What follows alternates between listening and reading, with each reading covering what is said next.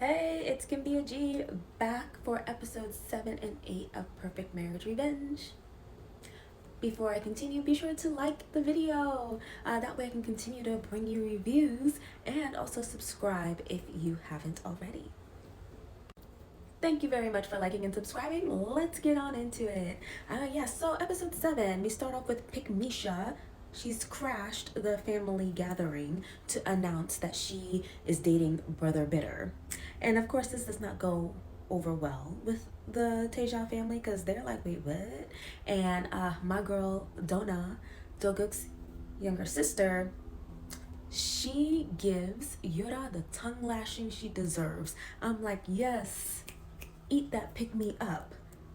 But the rest of the family, they like shush her. They tell her to calm down. I don't like that. I don't like that because you're getting loud with somebody that people tell you to calm down when you're just responding to somebody else's nonsense and you're actually being logical and you're right, but because you're, I don't know, loud or giving a certain tone, people tell you to calm down like you're the problem.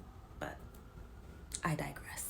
The family, especially the grandma and the daddy, kind of just lets them kind of get away with their foolery. I don't know. The dads on both sides of these families are just useless. They decided to just kick both of the couples out. They were like, CEO Zaddy and Cinderella, y'all got to go, and Pick Misha and Brother Bitter, get out of the house too. Just take y'all nonsense outside. And they end up arguing outside, and while they're arguing, Yiju lets it slip to Yura that she may not be such a fake adopted daughter after all.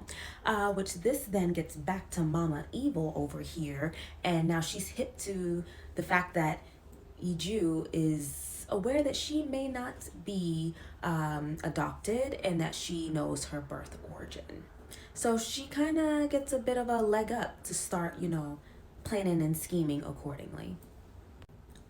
Then back at the Teja family household, Daddy Teja, he barely says a word, but he has the audacity to confront his wife over her supposed favoritism going on between their two sons.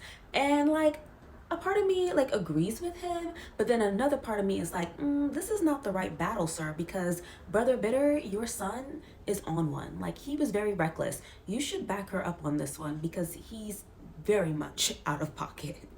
So yeah, while Boss Mama, she does seem to have some favoritism going on, I now think it's the dad who's the problem. I think he's just been babying Brother Bitter over here and encouraging his really bad behavior. Right, so even though she was just ambushed by her sister at the family dinner earlier, she decides that I ain't got time to waste. I gotta keep this revenge plan in motion, and in turn decides to ambush her mama at the family gallery, right? And she ambushes her with a bunch of reporters, which is like a really good tactic, so that she and her mom are announcing to the world that like she's the artist behind a lot of the works in the gallery, and now the public is gonna oh my gosh.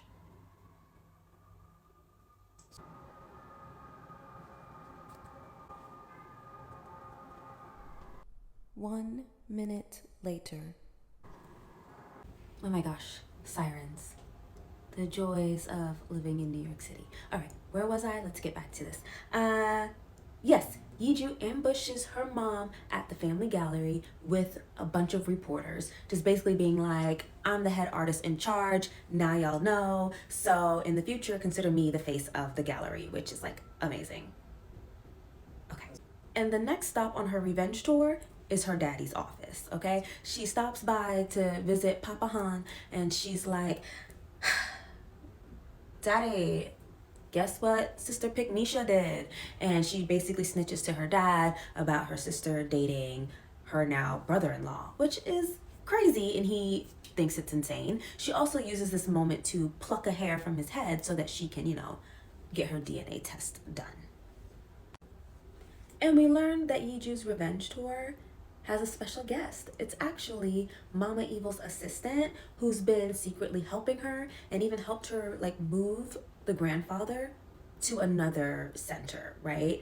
And They do that because Mama Evil has been up his butt trying to coerce him to giving his shares of the Han Company to Yura.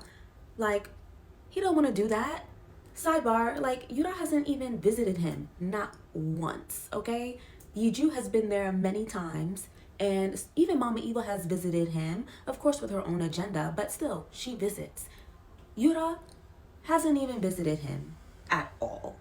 She's too busy at the bar manipulating fiance Turdface into helping her sabotage her sister. She's so whack. And not only is he whack, he's stupid. He trespasses into Sodoguk's house, snoops around, and takes a document out of Yiju's room. Like, Doguk is his CEO. Who breaks into their boss's house? Like, this show is so unserious for that. And like a Dusty, he gives the document to Pick Misha over here. And this document, you may be wondering, is their marriage contract. Yeah. Pick Misha then uses it to ambush the two of them at the Teja family home. Like, major secondhand embarrassment seeing the entire Teja family confront our two main squeezes over this contract. It was very like uncomfortable to watch, but I'm also very glad that it happened, because I'm glad they didn't drag it out. You know, I feel like in previous shows this would be held to the very, very end of the season, and so I'm glad they're addressing it now in episode 7. And I'm also glad to see that our two main squeezes are accepting each other's feelings so that we don't have to spend too much time later on sorting that out. I think it's going to be, you know, who's her mother, and then also they both have dates imprinted on their wrists, and so the information around those two things are going to be the big reveal. And then also what happens at their, you know, unalive dates, you know, like what's going to happen after that. So we do have a lot to get to. So again, I really like the pacing of this show and that they're not wasting a lot of time. Anyway, so yes, the contract is revealed, and at the same time, a very damaging article against Yiju is released to the press. And yes, Sister Pick Misha, fiance Turdface, and Turdface's sister are behind it. Now at their cooking class, things are hella awkward between Yiju and Boss Mama.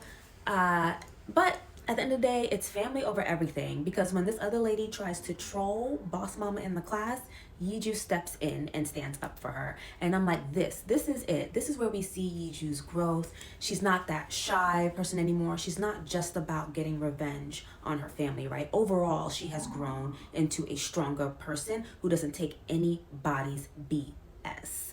All right. And she and Doguk actually managed to win Boss Mama over at the end of the day. And Boss Mama's actually like, you know what?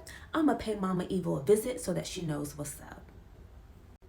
So overall, I enjoyed episode 7. I mean, parts of it made me cringe and everything, but it was good because the story was a moving, you know what I mean? And both sides got their hits in, I must admit.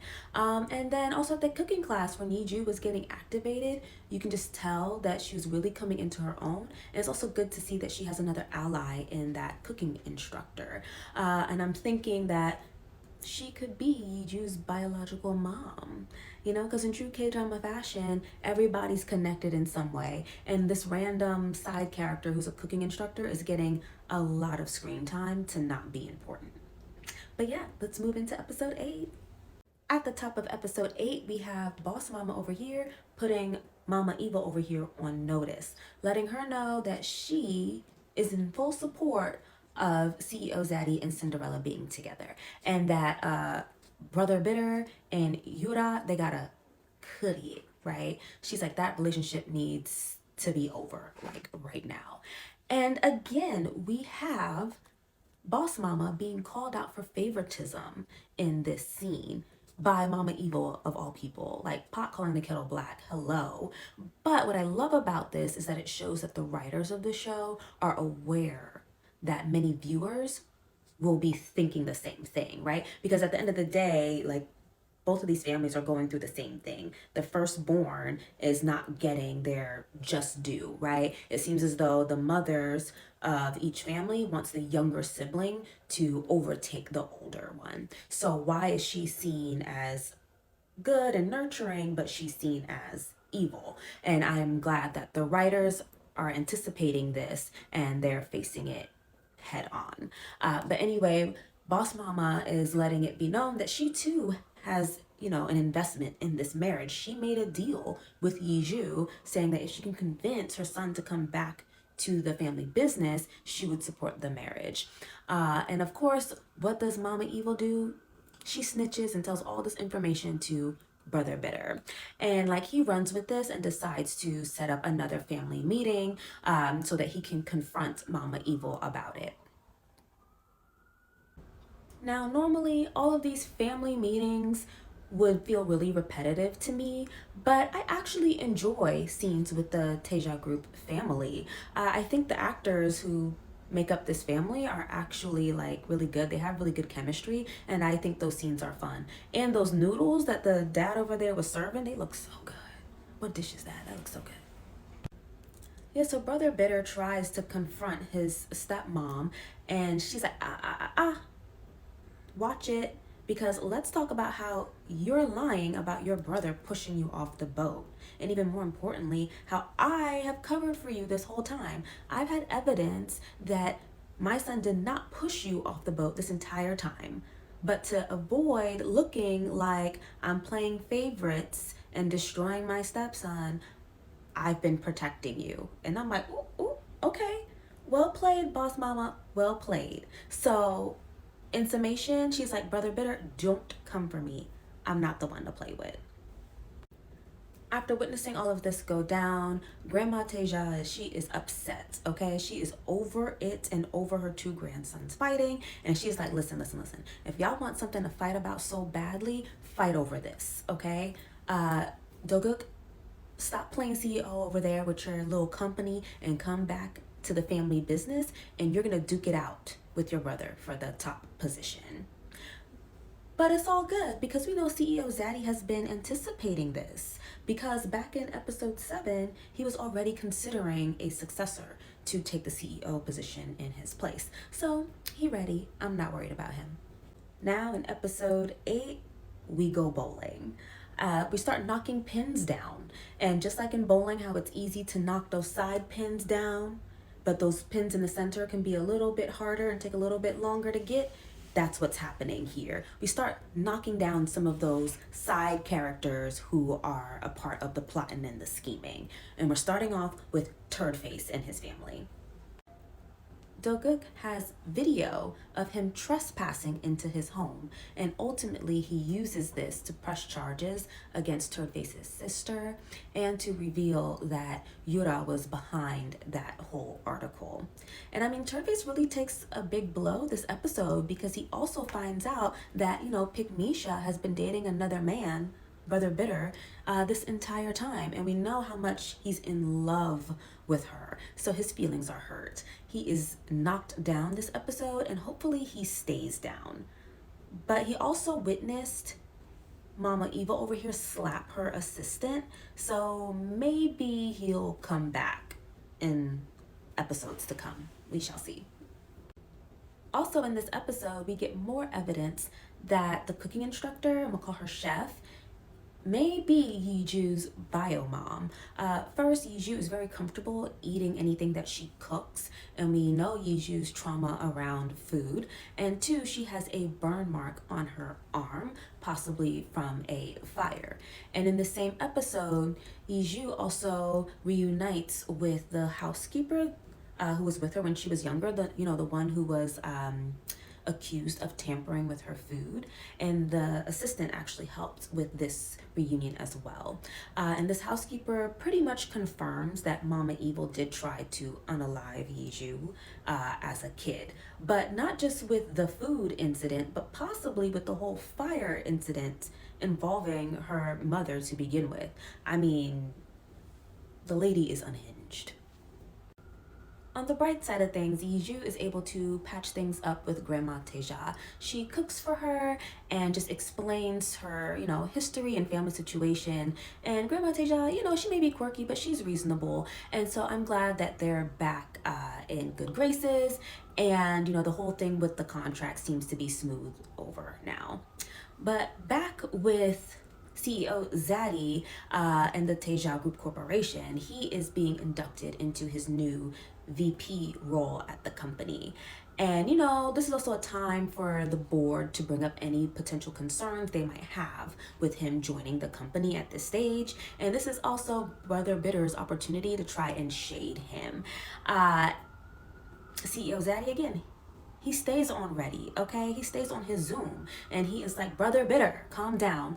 Keep my wife's name out your mouth because she's not the problem. It's actually your girlfriend.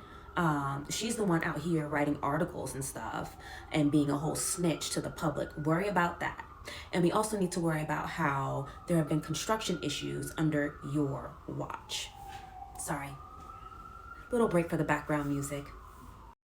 At this point, I'm starting a beverage game. Take your hot chocolate, wine, water, and every time you hear sirens, take a sip. So yeah, CEO Zaddy, he wants all the smoke, okay? He's like, this CEO, future chairman position is gonna be mine because you're just reckless and not doing your job.